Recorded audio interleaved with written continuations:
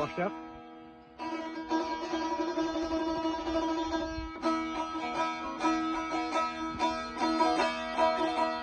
Əziz və hörmətli dostlar, yoldaşlar, bu şeirdə yenə öz atam Aşımsanı şeiridir.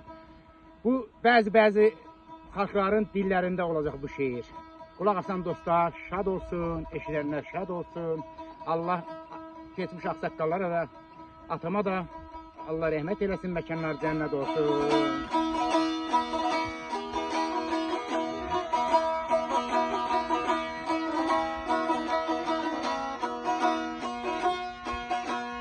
Ay mənim qoldu bir canana, yerim qoldu bir canana, gel dayana ki qoşa dedi, oy dəridin alıma, dəridə dəriman.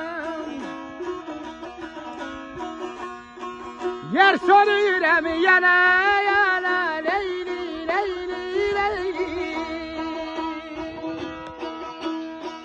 Yer soruram yana yana, heç düşmədi mi başa dedi, oy dəridin alıma, dəridə dəriman.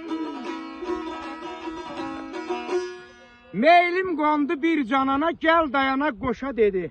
Yer soruram yana yana, heç düşmədim başa dedi. Я сказал, нет моя месть, она сказала, много есть. А я тебе люблю здесь, и дать мне Важа dedi. И дать мне Саша dedi. Бадо камо чем бадано, чемден хелгис кам ягано. Араби джоге гизано, миди гаргаз Важа dedi.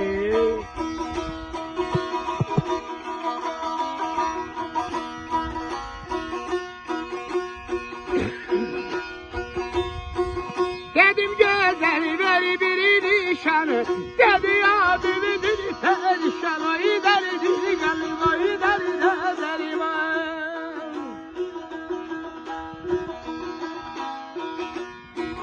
Her birine yeri soruşan, leyli leyli leyli. Her birine yeri soruşan, musabagri da aşağı dedi, oy derdi galim, oy derdi deriman. Dedim güzel ver bir nişan, dedi adımdır perişan. Her diline yer soruşan, musabagri daşa dedi, sağ olun, xoşbəxt olun mənim əzizlərim.